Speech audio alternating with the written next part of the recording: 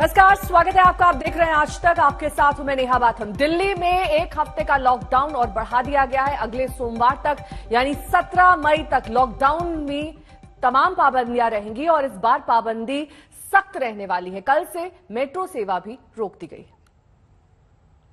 इतने लोगों की मौत हो रही है तो जान है तो जहान है। अगर जिंदगी बचेगी तो बाद में और बहुत कुछ कर लेंगे जिंदगी में। सबसे पहले इस टाइम जिंदगी बचाना है। तो इसीलिए सरकार ने आप सब लोगों के फीडबैक के आधार पे, आप सब लोगों की इसके आधार पे मजबूरीवश अभी एक हफ्ते का लॉकडाउन और बढ़ाया जा रहा है। कल सुबह 5 बजे ये लॉकडाउन खत्म होना था, लेकिन अब ये अगले सोमवार को 5 बजे तक के, सुबह 5 बजे तक के लिए बढ़ाया जा रहा है और इस बार थोड़ा सा और सख्त किया जा रहा है। कल से दिल्ली के अंदर मेट्रो भी चलना बंद हो जाएंगी। हमारी कोशिश है कि जितना ज्यादा इसको लॉकडाउन को सख्त किया जाएगा उतना तेजी से हम सब लोग कोरोना पे काबू पा पाएंगे। मेरी आप सबसे निवेदन है, जिस तरह से अभी तक आप लोगों ने सरकार का साथ दिया, जिस तरह से अभी तक आप लोगों ने पूरा लॉकडाउन का पालन किया, इसी तरह से आने वाले समय में भी आप सब लोग लॉकडाउन का पालन करेंगे। पिछले कुछ दिनों से वैक्सीन को भी बड़ी तेजी के साथ वैक्सीनेशन का कार्यक्रम शुरू किया गया है। आप में से जितने लोगों ने वैक्सीन लगवाया उन्होंने देखा होगा कि दिल्ली सरकार ने जो स्कूलों में इंतजाम किए हैं वो कितने शानदार इंतजाम किए हैं। सब लोग इसकी तारीफ कर रहे हैं, सब लोगों को अच्छा लग रहा है। हमारे युवा बढ़ चढ़ के वैक्सीन लगवा रहे हैं। यहां तक कि दिल्ली के आसपास के इलाकों से भी लोग दिल्ली में आके वैक्सीन लगवा रहे हैं। वैक्सीन के स्टॉक की कमी है, इसमें हमने केंद्र सरकार से सहयोग मांगा है। हमारे तमाम संवाददाता देश के अलग अलग शहरों से हमारे साथ जुड़ गए हैं। दिल्ली से हमारे संवाददाता पंकज जैन है, मुंबई से हमारे संवाददाता पंकज उपाध्याय हैं, अभिषेक मिश्रा लखनऊ से जुड़ गए हैं, भोपाल से हमारे संवाददाता रवीश पाल सिंह इस वक्त हमारे साथ हैं। सबसे पहले पंकज, आपका रुख करते हुए दिल्ली से आप हमारे साथ जुड़ रहे हैं। पंकज, लॉकडाउन की जो सख्ती है उसे बढ़ाया गया है, किन किन चीजों में अब डिफरेंस, यानी कि जो लॉकडाउन की सख्ती है वो और ज्यादा देखी जाएगी, सबसे पहले तो वो बताएं। दूसरे सवाल आपसे ये कि जिस तरीके से मुख्यमंत्री केजरीवाल सामने आए, उन्होंने ये तो कहा कि वैक्सीनेशन सेंटर्स पर तमाम इंतजाम पुख्ता है, लेकिन केंद्र सरकार पर उंगली उठाने से नहीं चूके। उन्होंने कह दिया कि वैक्सीन की कमी है, इसी वजह से थोड़ी दिक्कत आ रही है, लेकिन हम और आप वाकिफ हैं कि वैक्सीनेशन सेंटर्स पर दिक्कत तो है। देखिए, बिल्कुल सबसे पहली बात है लॉकडाउन की। तो लॉकडाउन को लेकर कोई भी जल्दबाजी नहीं करना चाहती है दिल्ली सरकार, इसलिए एक हफ्ते के लिए लॉकडाउन बढ़ा दिया गया है। इस वक्त मेरे हाथ में आदेश की कॉपी है जो दिल्ली सरकार की तरफ से जारी की गई है और आपको हम बता दें कि जैसा कि मुख्यमंत्री अरविंद केजरीवाल ने ऐलान किया कि दिल्ली मेट्रो अब बंद रहेगी, उसमें सफर नहीं कर पाएंगे लोग, लेकिन उसके अलावा एक और अहम फैसला लिया गया है। दिल्ली में अब पब्लिक प्लेस में, बैंकेट हॉल में शादियां नहीं हो सकेंगी। शादी अगर आपको करनी है तो वो सिर्फ और सिर्फ कोर्ट रूम में या फिर घर के अंदर ही की जा सकती है और इसके लिए भी आपको सिर्फ 20 लोगों को अपने घर पर बुलाने की इजाजत होगी। साथ ही साथ अगर आप शादी समारोह कर रहे हैं घर के अंदर तो आप किसी भी तरह के डीजे का इंतजाम नहीं कर सकते हैं, म्यूजिक सिस्टम अपने घर के आसपास नहीं लगा सकते हैं। तो ये तमाम पाबंदियां लगाई गई हैं। जितने भी बैरिकेड्स दिल्ली की सड़कों पर देखने के लिए मिलते हैं नेहा, वहां पर चेकिंग को और भी ज्यादा सख्त करने के लिए आदेश जारी किए गए हैं। तो इस आदेश में कई पाबंदियां लगाई गई हैं और ये भी कहा गया है कि आने वाले दिनों में ये देखा जाएगा कि किस तरीके से ये पूरा लॉकडाउन आगे बढ़ रहा है। साथ ही साथ टेस्टिंग को भी और तेज करने के लिए कहा गया है। यहां पर सबसे अहम बात यह है कि दिल्ली में फिलहाल जो संक्रमण दर है नेहा, वो 23% के आसपास है। जब लॉकडाउन दिल्ली में लगाया गया था तब संक्रमण दर 35% के आसपास थी। तो ऐसी स्थिति में क्या ये संक्रमण आगे कम होगी और कम होती है तो क्या लॉकडाउन खुलेगा, ये बड़ा सवाल है। लेकिन एक हफ्ते तक यानी कि अगले सोमवार सुबह 5 बजे तक लोगों को लॉकडाउन और देखना है। साथ ही साथ आपने बात की वैक्सीन की। दिल्ली में सरकार का कहना है कि अगले 5 दिन की वैक्सीन ही उपलब्ध है। सेंटर अलग अलग बना दिए गए हैं। 100 से ज्यादा सेंटर इस वक्त दिल्ली में मौजूद है। 18 साल से अधिक उम्र के लोगों में काफी जोश दिख रहा है वैक्सीनेशन के लिए, लेकिन केंद्र सरकार से स्टॉक नहीं मिल पा रहा है। तो जाहिर सी बात है स्टॉक खरीदने के लिए भी कीमत दे दी गई है, कीमत दे जा रही है, लेकिन इंतजार ये भी है नेहा कि जल्द से जल्द कोविशील्ड और कोवैक्सीन के स्टॉक जो है वो दिल्ली सरकार को मिल जाए। हालांकि अभी भी 5 दिन बाकी हैं, 5 दिन के अंदर स्टॉक आ जाता है तो ये जो पूरी प्रक्रिया है वैक्सीनेशन की, ये तेजी से आगे बढ़ते रहेगी। साथ ही पंकज, मेट्रो पर पाबंदी लगा दी गई है, मेट्रो को लेकर क्या गाइडलाइंस दी गई हैं और दूसरे जो पब्लिक ट्रांसपोर्ट हैं उन पर भी पाबंदी जारी रहेगी? देखिए, दिल्ली मेट्रो पूरी तरह से बंद कर दी गई है। दिल्ली मेट्रो के दरवाजे दिल्ली के किसी भी कोने में बंद रहेंगे, यानी कि अब आप दिल्ली मेट्रो से सफर नहीं कर सकते हैं।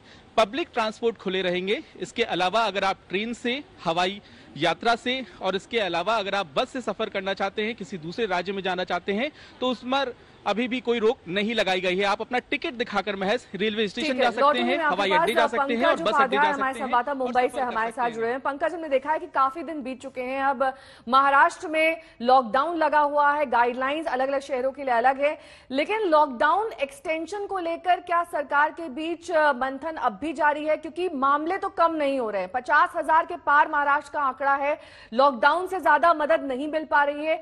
इसे लागू रहने देना है या फिर धीरे धीरे इसमें छूट देनी है? किस तरह का विचार इस वक्त किया जा रहा है? जी हाँ नेहा, 15 मई के आसपास सरकार विचार विमर्श करेगी कि आखिर करें तो क्या करें। सरकार मानती है केसेस थोड़े बहुत स्टेबल हो रहे हैं कुछ जिलों में, लेकिन स्थिति ये कहा जाए कि नॉर्मल हो गई है, ऐसा भी सरकार बिल्कुल नहीं मानती है। 12 जिले ऐसे हैं महाराष्ट्र राज्य में जहां स्थिति अच्छी हुई है और केंद्र सरकार ने भी ये माना है कि हाँ यहां पर केसेस स्टेबल हो गए हैं, लेकिन 3-4 जिले अभी भी ऐसे हैं जहां पर केसेस रुकने का नाम नहीं ले रहे हैं।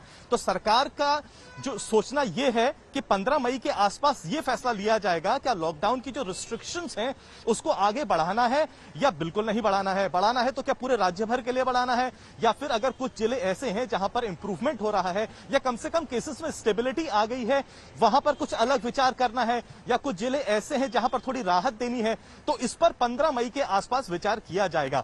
इस वक्त तो बड़े फैसले ये लिए गए हैं कि जो ड्राइव इन वैक्सीनेशन सेंटर्स हैं उसको ओपन मैदानों में और ज्यादा बढ़ाया जाएगा, क्योंकि उससे सीनियर सिटीजन्स को और स्पेशली एबल्ड जो सिटीजन्स हैं उनको काफी फायदा हो रहा है।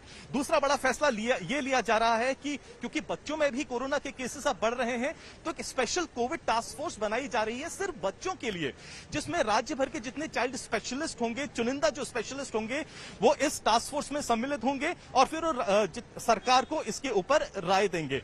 साथ ही साथ अब क्योंकि वैक्सीन की इतनी ज्यादा कमी है, मुख्यमंत्री कह चुके हैं, वो बार बार केंद्र सरकार से गुहार लगा चुके हैं कि हम तो अपफ्रंट एक साथ पैसे देने के लिए तैयार हैं। हमने भारत बायोटेक और सीरम इंस्टीट्यूट को भी खत लिखा है, लेकिन उन्होंने अपनी असमर्थता जाहिर कर दी है। ऐसे हाल में महाराष्ट्र क्योंकि वैक्सीनेशन के मामले में तो अव्वल नंबर पे है, बावजूद इसके अपनी वो वैक्सीनेशन ड्राइव जिस तरीके से चाहता है, जितनी विगरसली चाहता है, उतनी नहीं चला पा रहा है। आज रविवार के दिन भी जो होना चाहिए था, जैसी शक्ल दिखनी चाहिए थी, वैसी हो नहीं रही है। कोहिनूर ड्राइव वैक्सीनेशन सेंटर पे मैं मौजूद हूं, लेकिन यहां पर मुझे पुलिस के कर्मी और बीएमसी के कर्मी ज्यादा नजर आते हैं। कारण इसका यह भी है, सिर्फ वॉक इन यहां पर आज जिसने रजिस्टर, वॉक इन तो अलाउ नहीं है, जिसने रजिस्टर किया है ऑनलाइन, सिर्फ उसको ही यहां पर वैक्सीन की परमिशन दी जा रही है। सिर्फ कोविशील्ड दी जा रही है, कोवैक्सीन है नहीं। वॉक इन सिर्फ हेल्थ केयर वर्कर्स के लिए और फ्रंटलाइन वर्कर्स के लिए दिया जा रहा है। सुबह से कई वैक्सीनेशन सेंटर्स में गया, लोगों का कहना है कि वो अभी भी रजिस्टर नहीं कर पा रहे हैं। कई सीनियर सिटीजन्स हैं जो वैक्सीनेशन सेंटर्स में जाके कर्मियों से लड़ रहे हैं, हम करें तो क्या करें, क्योंकि हमें स्लॉट ही नहीं मिल रहा है। दूसरी तरफ बीएमसी के अधिकारियों का कहना है कि वो मजबूर हैं। सरकार ने यह फरमान जारी किया है कि जो रजिस्टर करके आएगा सिर्फ उसको ही वैक्सीन दी जा सकती है। सीधी सी बात है, चाहे वो मुंबई है, चाहे वो महाराष्ट्र है, वैक्सीन की बहुत ज्यादा कमियां हैं, वैक्सीनेशन सेंटर्स की कमी नहीं है। लेकिन जब तक केंद्र से वैक्सीन नहीं मिलती, शायद इस तरीके के हालात, लोगों में कंफ्यूजन और खाली पड़े वैक्सीनेशन सेंटर्स तो रोज ही देखने को मिलेंगे। तो एक नई चुनौतियां तमाम है। मुंबई की हमने बात कर ली, दिल्ली की बात कर ली, और ये दो तस्वीरें दरअसल दर्शा रही कि कैसे मुंबई में वैक्सीनेशन ड्राइव तो शुरू हो चुका है, लेकिन लोग रजिस्ट्रेशन करने में कई बार असमर्थ हैं। अगर रजिस्ट्रेशन हो भी जाता है तो स्लॉट मुहैया नहीं होता है, स्लॉट मिलता है तो वहां लंबी लाइन वैक्सीनेशन सेंटर्स के बाहर देखने को मिलती है, जिसमें कोविड प्रोटोकॉल का पालन नहीं हो पाता है। और ऐसे में आप देखिए नागपुर में किस तरीके से लॉकडाउन की धज्जियां उड़ाई जा रही हैं। वहां पर लॉकडाउन लगा हुआ है, इसके बावजूद लोग धड़ल्ले से बाहर निकल रहे हैं, खरीदारी कर रहे हैं, सड़क पर दिखाई दे रहे हैं। आम जनजीवन की तरह ही ये तस्वीर दिखाई दे रही है कि कैसे वहां पर लॉकडाउन को लेकर लोगों में सजगता नहीं है। उत्तर प्रदेश का रुख करेंगे। लखनऊ से हमारे संवाददाता अभिषेक मिश्रा इस वक्त तमाम जानकारी के साथ हमारे साथ जुड़ गए हैं। अभिषेक, दिल्ली में हमने देखा कि कैसे केजरीवाल ने अपनी असमर्थता जाहिर कर दी है कि 5 दिन बाद हमारी वैक्सीन खत्म हो जाएंगी, उसके बाद वैक्सीनेशन ड्राइव नहीं चल पाएगी। मुंबई में भी लगभग वैसा ही हाल है। लखनऊ की क्या स्थिति है? पूरे उत्तर प्रदेश की अगर बात कर लें तो जितनी जरूरत है वैक्सीन की, क्या वो मुहैया है? इस पर कोई आंकड़े जारी किए हैं सरकार ने?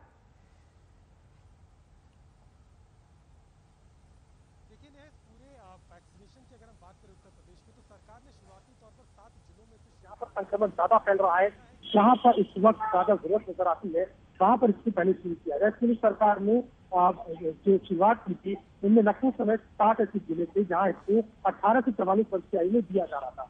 अगर हम वैक्सीन के स्टॉक की बात करें तो सरकार यहाँ पे जो 45 वर्ष से ज्यादा की वैक्सीनेशन का स्टॉक है उसको अलग मेंटेन करती है, और इसके अलावा 18 से 44 का जो वैक्सीन की उपलब्धता है वो राज्य सरकार द्वारा खरीद कर की जाती है।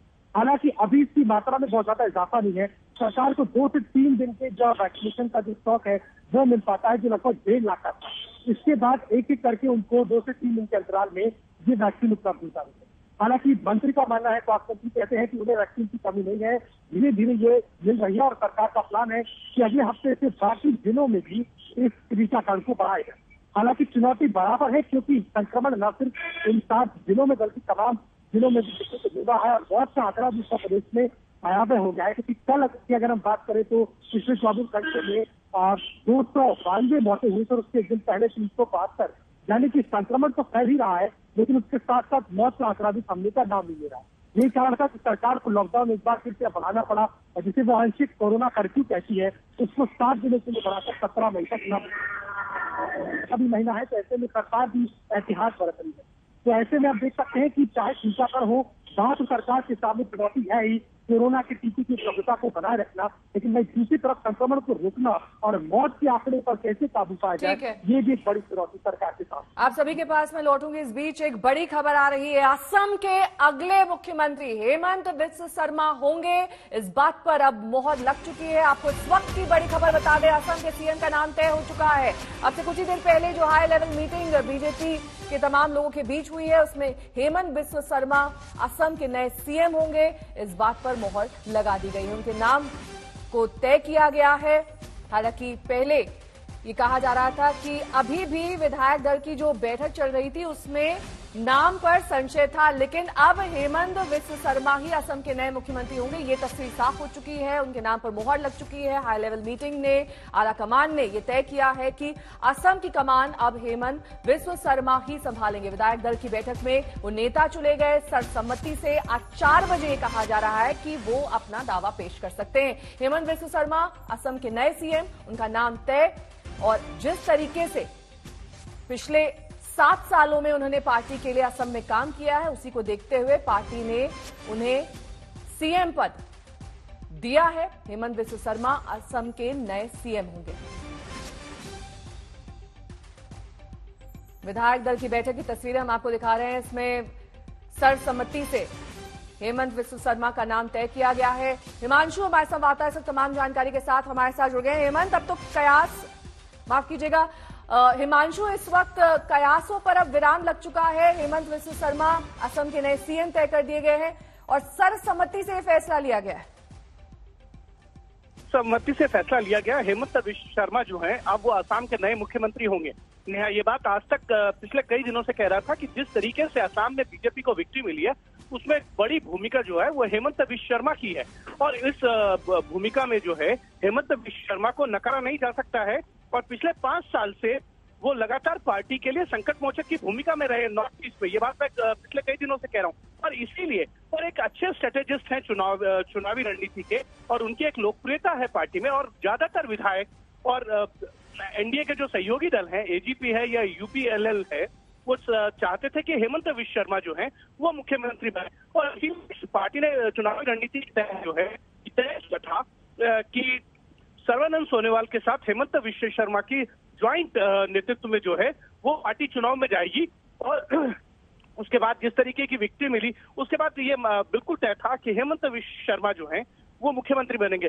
बंगाल के अंदर जो नतीजे आए हैं उसके बाद ये जरूर है कि पार्टी को थोड़ा सा धक्का लगा, लेकिन पार्टी को ये जरूर पता था कि अगर हेमंत विश्व शर्मा की जगह अगर सर्बानंद सोनोवाल को मुख्यमंत्री बनाया जाएगा तो कहीं ना कहीं पार्टी के अंदर एक लोकप्रिय नेता को साइडलाइन किया जा सकता है। और हेमंत विश्व शर्मा को 2019 के लोकसभा चुनाव में भी उन्होंने कहा था कि वो लोकसभा चुनाव लड़ना चाहते हैं, तब पार्टी ने मना कर दिया था। विधानसभा चुनाव से पहले उन्होंने कहा विधानसभा नहीं लड़ना चाहते, तब पार्टी ने कहा कि नहीं आप विधानसभा लड़िए, पार्टी ने आपके बारे में पूरा सोच विचार कर फैसला ले लेगी, अच्छा फैसला होगा। और अब जब चुनाव के नतीजे आए और उसमें एक बड़ी भूमिका जो है हेमंत विश्व शर्मा की है, तो कहीं ना कहीं पार्टी ने उनको उसका पुरस्कार भी दिया। जिस तरीके की रणनीति उन्होंने बनाई और लगातार संगठन के विस्तार को लेकर वो काम करते रहे और एक अच्छे स्वास्थ्य मंत्री के तौर पर पूरे नॉर्थ ईस्ट में उनका एक अच्छा ट्रैक रिकॉर्ड रहा है। और नॉर्थ ईस्ट में कोविड के दौरान जो है जिस तरीके के फैसले लिए वो एक अलग चीज है, और साथ ही साथ सीए और एनआरसी को लेकर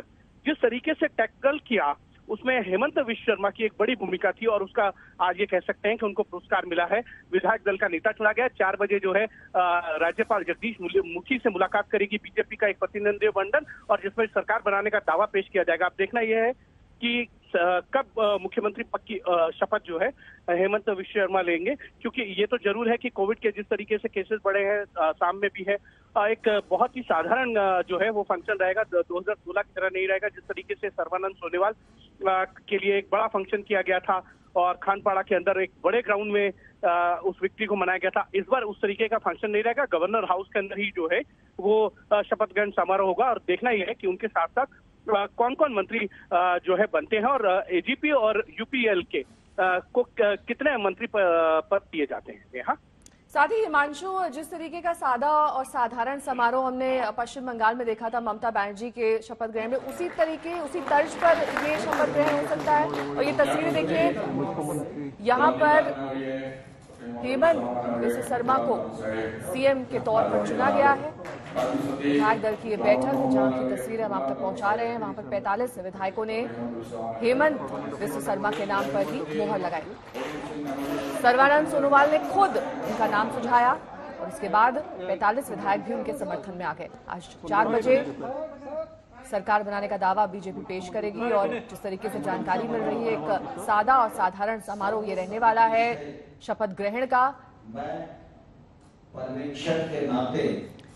हिमांशु हमारे संवाददाता तमाम जानकारी के साथ हमारे साथ जुड़ गए हैं। हिमांशु, ये बेहद सराहनीय है जिस तरीके से हेमंत विश्व शर्मा ने 7 साल में पार्टी में अपने लिए जगह बना ली, सीएम के पद तक पहुंच गए, खुद सोनोवाल उनके नाम का समर्थन कर रहे हैं और किसी तरीके से ये नहीं लगता कि कहीं पर भी कोई संशय था पार्टी के मन में। हालांकि वक्त जरूर लगा, लेकिन जिस तरीके से उन्होंने पार्टी के लिए काम किया उसे ध्यान में रखा गया। एक अलग ही पार्टी से वो आए थे और आज इस कद और पद तक पहुंच गए।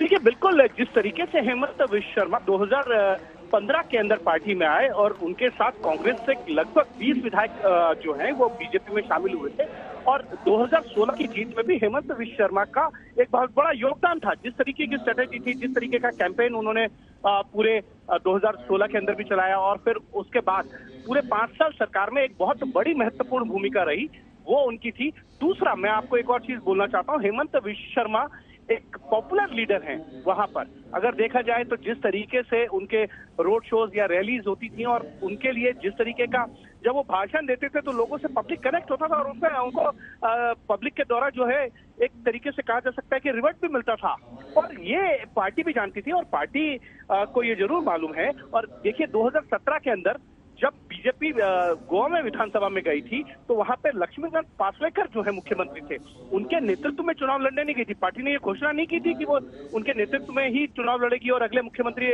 लक्ष्मीकांत पासलेकर होंगे। जिस तरीके से 2018 के अंदर राजस्थान में वसुंधरा राजे और छत्तीसगढ़ में रमन सिंह और मध्य प्रदेश में शिवराज सिंह चौहान के नेतृत्व में गए, 2019 के अंदर रघुवर दास और मनोहर लाल खट्टर के नेतृत्व में हरियाणा और देवेंद्र फडणवीस के नेतृत्व में महाराष्ट्र गए। इस तरीके की घोषणा यहाँ नहीं की गई तो उसका सीधा संकेत यही था कि हेमंत विश्व शर्मा को नाराज नहीं किया जा सकता था, उनको इग्नोर नहीं किया जा सकता था और उन्हीं के एक कह सकते हैं कि रणनीति के तहत चुनाव में जीत भी मिली है और उसका रिवार्ड आज हेमंत विश्व शर्मा को मिला है। नेहा, बहुत बहुत शुक्रिया। कोरोना को हराने के लिए भारत ने वैक्सीनेशन का बड़ा अभियान तो चला रखा है, लेकिन भारत जैसी बड़ी आबादी के लिए अब तक वैक्सीनेशन अभियान नाकाफी साबित हुआ है। खासकर 18 से ज्यादा उम्र के लोगों के लिए अभियान की शुरुआत के 1 हफ्ते से अधिक बीत जाने के बावजूद कई सेंटर्स पर इसकी शुरुआत नहीं हो सकी है। इसके अलावा वैक्सीनेशन सेंटर्स पर अव्यवस्था देखने को मिल रही है।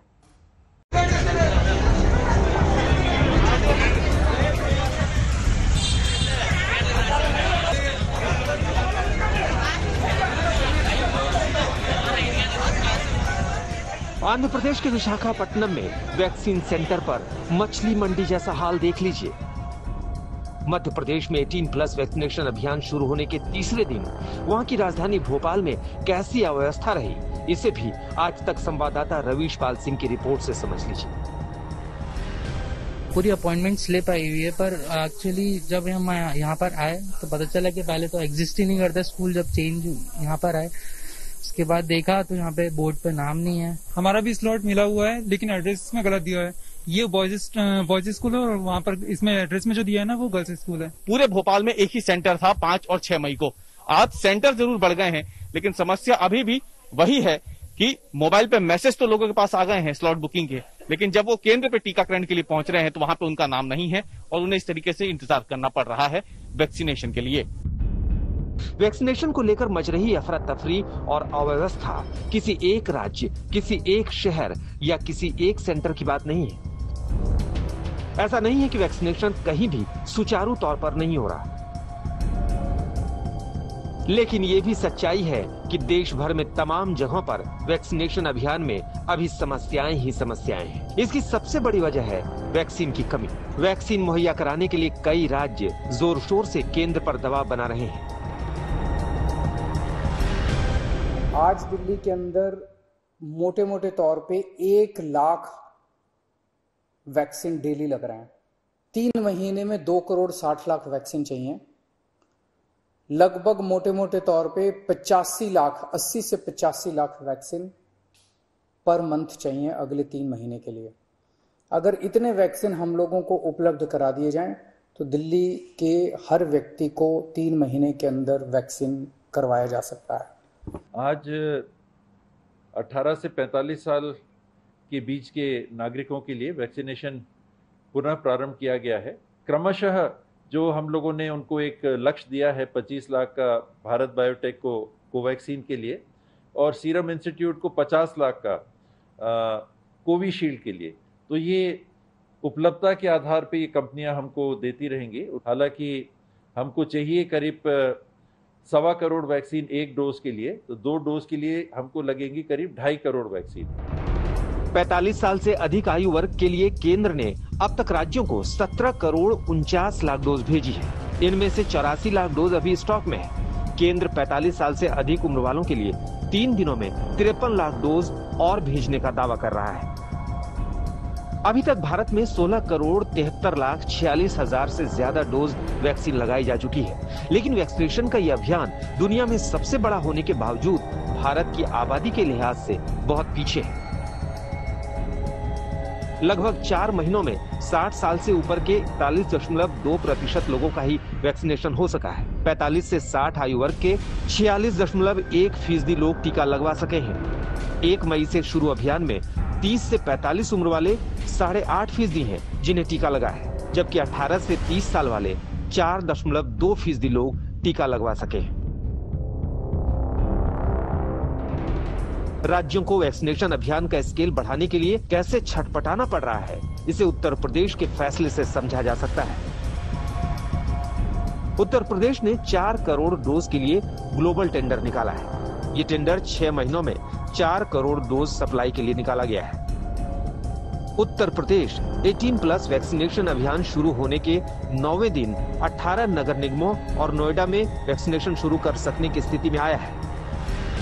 सोमवार से हम लोग 18+ वालों को जो वैक्सीन देना है 18 से 44 के बीच में, इसके लिए अब 7 से बढ़ा करके इस संख्या हम 18 जनपदों में करने जा रहे हैं। हर नगर निगम में और गौतम बुद्ध नगर जनपद में हम लोग सोमवार से वैक्सीनेशन के एक बृहद कार्यक्रम को भी आगे बढ़ा रहे हैं। वैक्सीनेशन को जल्द से जल्द पूरा करने में राज्यों के सामने रोड ब्लॉक है। देश वैक्सीन की कमी से कैसे निपटेगा, कुछ हफ्तों में इसकी तस्वीर और साफ हो सकती है। हो सकता है कि मौजूदा 3 टीकों के अलावा अन्य टीकों को मंजूरी मिले तो स्थिति थोड़ा संभले। तो उधर वैक्सीनेशन सेंटर्स पर भीड़ से बचने के लिए भी मुंबई, भुवनेश्वर और अहमदाबाद ने ड्राइव थ्रू वैक्सीनेशन की रणनीति बनाई है, जो काफी कारगर साबित हो रही है। भोपाल से रवीश पाल सिंह, दिल्ली से पंकज जैन और अहमदाबाद से गोपी घांगर के साथ आज तक ब्यूरो। हेमंत बिस्व शर्मा असम के नए मुख्यमंत्री होंगे। गुवाहाटी में आज बीजेपी विधायक दल की बैठक में सर्वसम्मति से उनके नाम पर मोहर लग चुकी है। सीएम सर्बानंद सोनोवाल ने हेमंत बिस्व शर्मा के नाम का प्रस्ताव रखा, जिस पर सभी विधायकों ने मोहर लगा दी। जानकारी के मुताबिक लगभग 45 विधायकों ने समर्थन दिया है। शाम 4 बजे हेमंत बिस्व शर्मा राजभवन जाकर सरकार बनाने का दावा पेश करेंगे।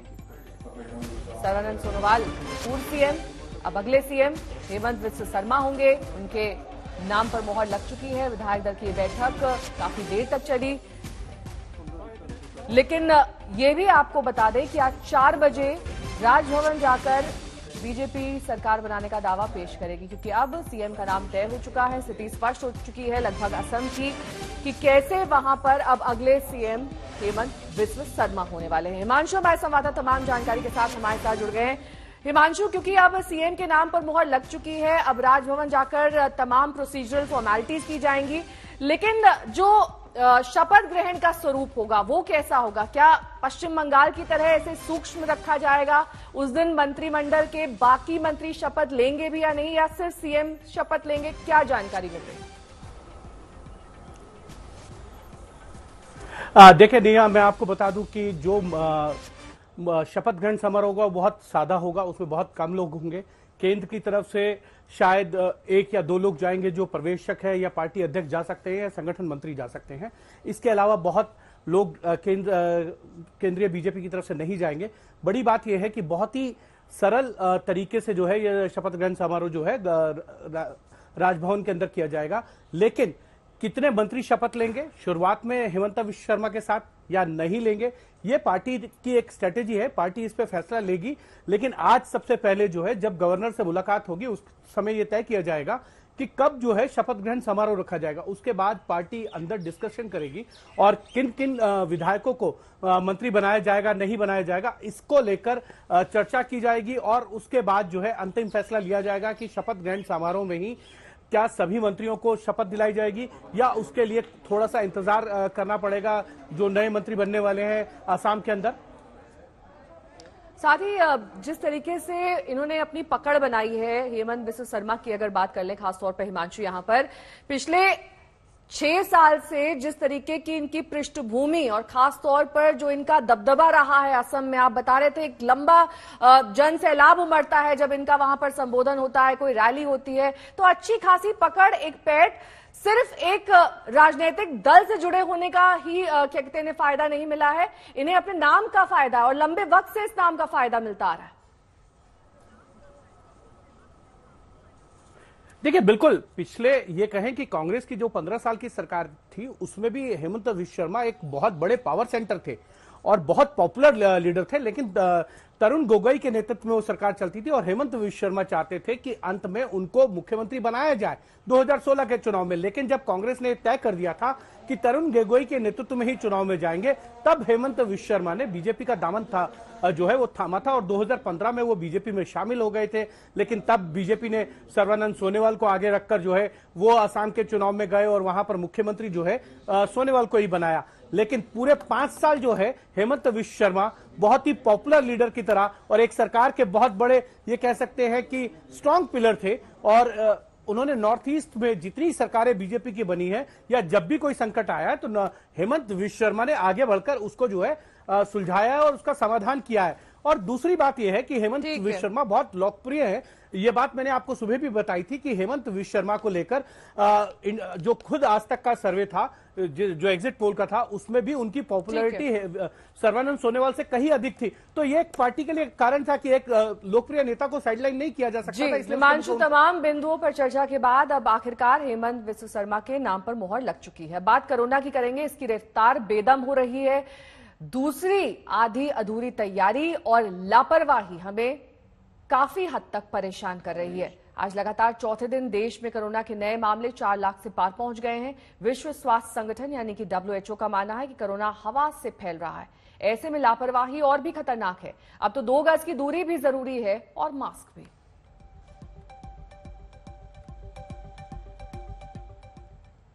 कोरोना की जंग बड़ी है, इसे मिलकर हमें लड़ना होगा, इसे मिलकर हराना होगा। लेकिन लापरवाही की भी कमी नहीं है। लापरवाह ऐसे जिन्हें ना अपनी जान की परवाह है, ना दूसरों की फिक्र है। देखिए इस रिपोर्ट के जरिए।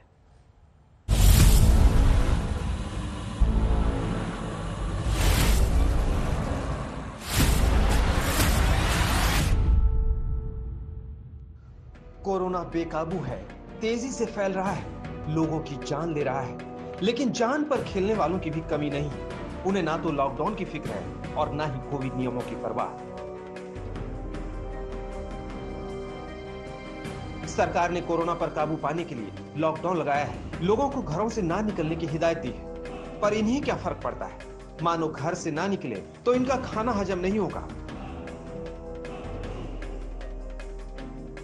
हालात तो यह है कि जिन्हें कानून पालन करवाने की जिम्मेदारी सौंपी गई, वो ही नियम कायदे की धज्जियां उड़ाने लगे। अब राजस्थान के सिरोही की इस तस्वीर को देखिए। शादी पर नजर रखने वाले हेड कांस्टेबल ही जश्न में शरीक हो गए।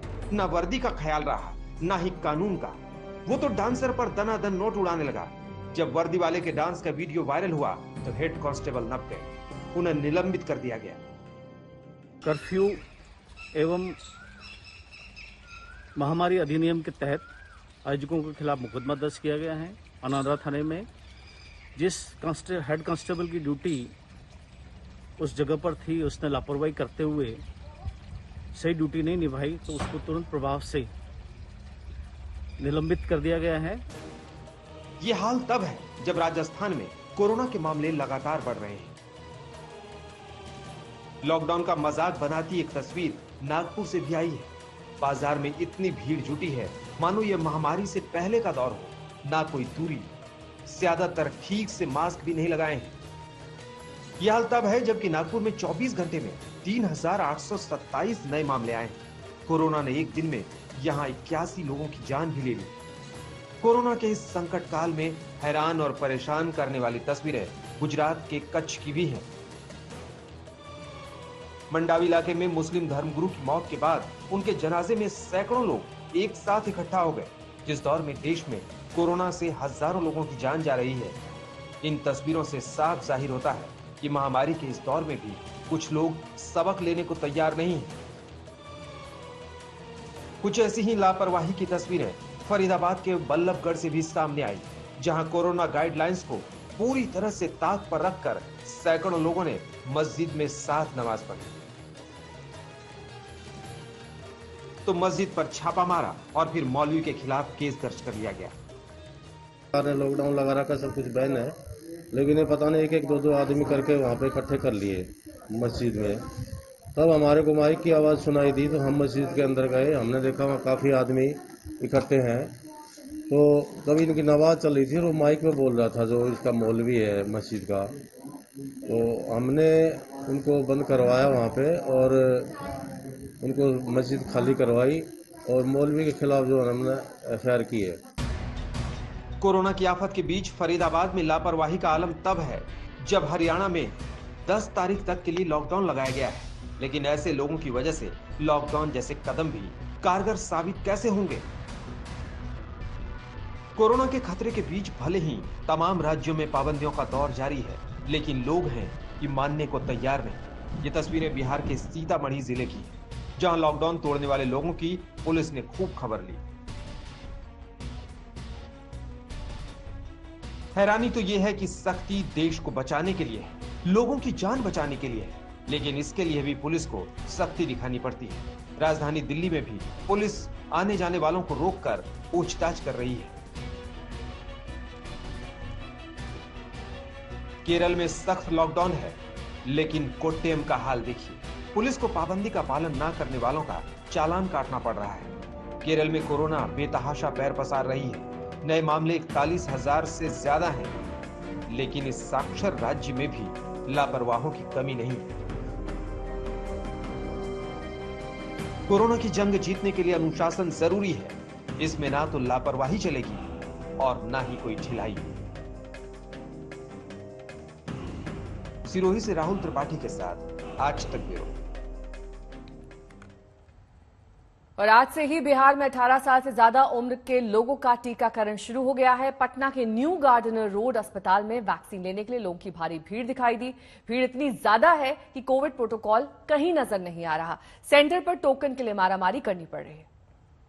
आखिरकार बिहार में 18 साल से ज्यादा उम्र के लोगों के लिए टीकाकरण अभियान की शुरुआत हो गई है। इस वक्त हम पटना के न्यू गार्डनर अस्पताल में मौजूद हैं और पीछे की आप तस्वीर देखिए कि मुख्यमंत्री के निर्देश के बावजूद जो टीकाकरण केंद्र है वहां पर न तो सोशल डिस्टेंसिंग मेंटेन की जा रही है और ना ही दूसरे जो कोविड के एप्रोप्रिएट बिहेवियर हैं उनको फॉलो किया जा रहा है। लोग अपना टोकन लेने के लिए रजिस्ट्रेशन कराने के बाद यहां पर भीड़ लगाकर जुटे हुए हैं। न तो अस्पताल प्रबंधन की ओर से कोई उचित व्यवहार यहां पर किया जा रहा है और न ही जो लोग हैं वो खुद भी ध्यान दे रहे हैं। और तस्वीर देखिए कि रजिस्ट्रेशन कराने के बाद आज से 18 साल से ज्यादा उम्र के लोगों का टीकाकरण शुरू हुआ है और लोग अपनी बारी का इंतजार कर रहे हैं। ऑनलाइन रजिस्ट्रेशन उन्होंने कराया था।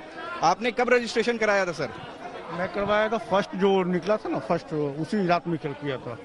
तो आज से 18 प्लस की शुरुआत हुई है। तो यहाँ पर क्या ऑनलाइन रजिस्ट्रेशन मान्य नहीं कर रहे हैं? यहाँ पर आकर रजिस्ट्रेशन कराना पड़ रहा है? मान्य है, लेकिन व्यवस्था अच्छा नहीं है। ये तो यहाँ लाइन से लगने से पहले कोविड धर लेगा। हाँ, यहाँ तो जिस तरह से भीड़ है, कोई सहूलियत नहीं है, तो सही आ जाएगा। तस्वीर की आज से जो यंग जनरेशन है वो भी आपको अस्पतालों में नजर आ रही होगी, जो वैक्सीन लगवाने आए हैं और इन्होंने ऑनलाइन रजिस्ट्रेशन कराया। आप लोगों ने कब रजिस्ट्रेशन कराया था?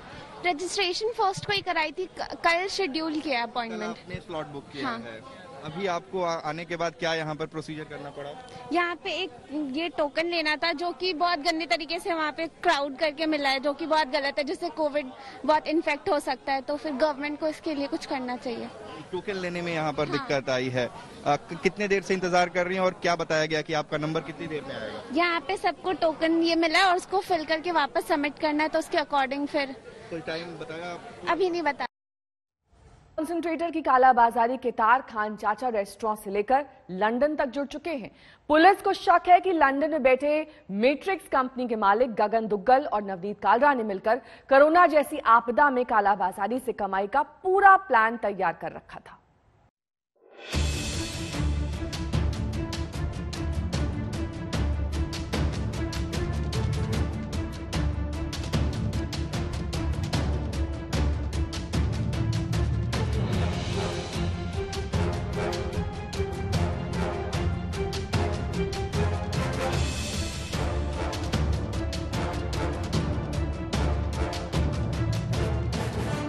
दिल्ली के खान मार्केट का खान चाचा रेस्टोरेंट, इसी जगह को ऑक्सीजन के लुटेरों ने बना रखा था अपने काले कारोबार का अड्डा, जिसका मास्टरमाइंड है नवनीत कालरा। जी हां, नवनीत कालरा ही खान चाचा रेस्टोरेंट का मालिक है। रेस्टोरेंट की शुरुआत की थी हाजी बंदे हसन खान के नाम के शख्स ने। बाद में नवनीत कालरा रेस्टोरेंट का पार्टनर बना और फिर मालिक बन गया। मतलब ये कि खान चाचा रेस्टोरेंट से अब खान चाचा का कोई लेना देना नहीं। खान मार्केट में मशहूर खान चाचा, जी हाँ, हाजी बंदे हसन, जिनकी शॉप खान चाचा के नाम से पूरे हिंदुस्तान के बाहर मशहूर है, उस खान चाचा के उन खान चाचा के जो बेटे हैं जो अब अपना रेस्टोरेंट चलाते हैं खान मार्केट में।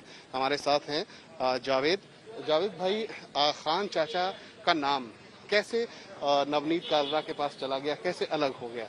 आप असल में 2010 में हमने पार्टनरशिप की थी नवनीत कालरा के साथ, और 2010 से लेकर 2016 तक हमारी ये पार्टनरशिप रही। उसके बाद हमारे बीच में कुछ इख्तलाफ आने शुरू हुए, जिस वजह से हम लोग अलग हो गए थे।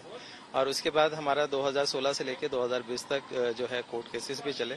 पर इस पेंडेमिक के बाद जब लॉकडाउन हुआ उसके बाद हमने अपनी तरफ से पहल करते हुए अपने सारे कोर्ट्स को आउट ऑफ कोर्ट सेटलमेंट के लिए एक प्रपोजल भेजा और अल्लाह का फजल है 2020 में ये ऑफिशियली खत्म भी हो गया था। तो 2016 से हम लोग अलग हैं और जब हम लोग अलग हुए थे तो हमने 2017 में अपना नया ब्रांड इस्टेब्लिश किया रूल द रोल्स और अब हम लोग Salim Javed rule the rolls के नाम से अपना बिजनेस कर रहे हैं। सलीम, आपने जब ये सब कुछ संभाला, ये सब कुछ देखा, एक बड़ा नाम है खान चाचा, तो कितना तकलीफ हुई खान चाचा का नाम जब किसी और के पास चला गया आपके फादर? तकलीफ तो हुई थी मगर हमें काम करना था, हमारा काम पे फोकस था। अल्लाह का शुक्र है जो पापा को नाम मिला है खान चाचा, वो स्कूल के और कॉलेज के बच्चों ने ही दिया था और घर वालों ने जब मशवरा करा, हमने बात करी तो उन्होंने कहा कि जो नाम कस्टमर ने दिया, पापा का नाम हाजी अल्लाह बंदा हसन है, बंदा हसन, तो अम्मी ने और भाई ने यही कहा कि जो नाम कस्टमर ने दिया है और वो चला भी आता तो उसमें कोई नहीं, हम अल्लाह का शुक्र है हमारे वालिद साहब ने हमें हुनर सिखाया और हमें और अल्लाह ताला नाम देंगे, तो इसलिए अपना नाम ऐड कर लिया सलीम और जावेद। और अल्लाह का शुक्र है सारे कस्टमर हमारे पास आ गए तो हम किस लिए लड़ रहे हैं, तो हमारा काम पे ही फोकस था। जावेद भाई, अब चूंकि दुनिया में सारे समाज में ये फैला है कि खान चाचा के यहाँ रेड हुई और वहाँ से ऑक्सीजन कॉन्सेंट्रेटर्स मिले, तो आप क्या इसमें कहना चाहते हैं कि उससे आपका कोई ताल्लुक नहीं है? हम आपके जरिए यही बताना चाहेंगे कि आज जो भी कंट्रोवर्सी चल रही है, ऑब्वियसली खान चाचा एक शख्सियत है और एक टाइटल है, तो जो शख्सियत है उस पर तो कोई कुछ नहीं कह सकता क्योंकि वो हमारे वालिद साहब हैं, ये डिक्लेयर करते हैं हम, पर लेकिन ये जो सब कुछ चल रहा है उसमें हमारा कोई हाथ नहीं है, ना ही हमारा कुछ लेना देना है। 2016 में ही हमारे बिजनेस ताल्लुकात खत्म हो गए थे और जो ये टाइटल है उसको ओन खान मार्केट में या जितने भी आउटलेट चल रहे हैं वो नवनीत कालरा ही चला रहा था। सलीम, जावेद, आप दोनों की जो माशाल्लाह से जोड़ी है, ये अब आप लोग और किन किन जगहों पे अपना ये आउटलेट और इनकी फ्रेंचाइजीज चला रहे हैं? हम चला रहे हैं, हमारा चंडीगढ़ के अंदर है, वडोदरा के अंदर है, वासना रोड पे, और अभी हमने हाल ही में साइन करा है लॉकडाउन के अंदर ही केरला के अंदर 3 आउटलेट, कोची में और कलिकट में 2 है हमारे आउटलेट और इंशाल्लाह ईद पे वो शुरू करेंगे क्योंकि हमारा फोकस के काम पे फोकस है। तो अल्लाह का शुक्र, दुआ कीजिएगा कि अल्लाह ताला कामयाबी दे।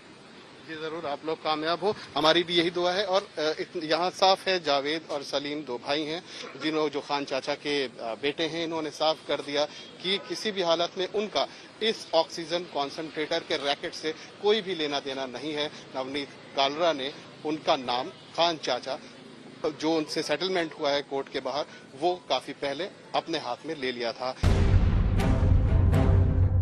अब आपको ये जानकर हैरानी होगी कि खान चाचा रेस्टोरेंट में बैठकर नवनीत कालरा ऑक्सीजन की जिस काला बाजारी को अंजाम दे रहा था उसके तार लंदन से भी जुड़े हैं। पुलिस के मुताबिक नवनीत कालरा के काले कारोबार में उसका साथ दे रहा था लंदन में बैठा मैट्रिक्स सेलुलर का मालिक गगन दुग्गल।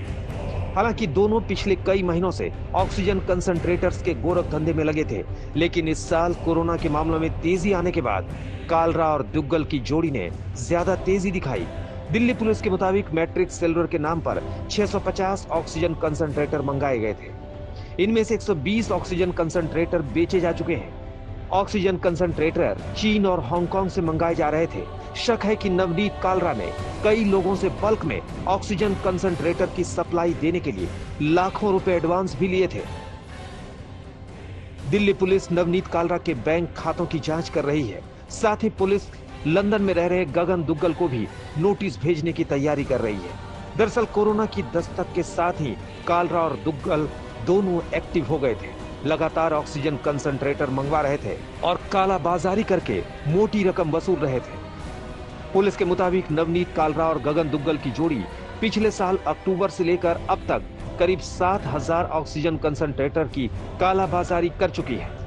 इनवॉइस के तहत आयात होकर एक कंसंट्रेटर महज 20 से 22,000 में इन्हें मिलता था, लेकिन बेचा जाता था 50 से 70,000 तक में।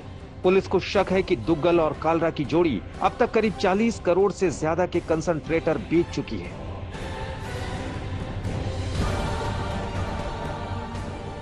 गगन दुग्गल लंदन में बैठा है और नवनीत कालरा फरार है। जब तक मास्टरमाइंड नहीं पकड़ा जाता तब तक शायद ये खुलासा नहीं हो पाएगा कि ऑक्सीजन के लुटेरों ने कितनी गहराई तक और कहां-कहां अपनी पैठ बना रखी थी। अरविंद ओझा और तंसीम हैदर के साथ आज तक ब्यूरो। रुकना होगा फिलहाल एक छोटे से ब्रेक के लिए। फौरन होंगे हाजिर कुछ और खबरों के साथ। देखते रहिए आज तक।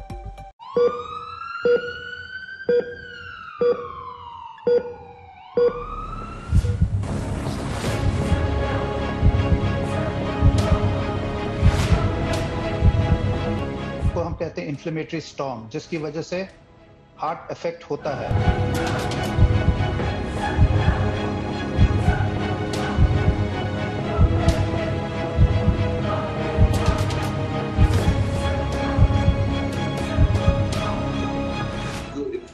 हुआ वो इतना भयंकर था कि हार्ट के ऊपर भी बहुत सीवियर इफेक्ट पड़ा।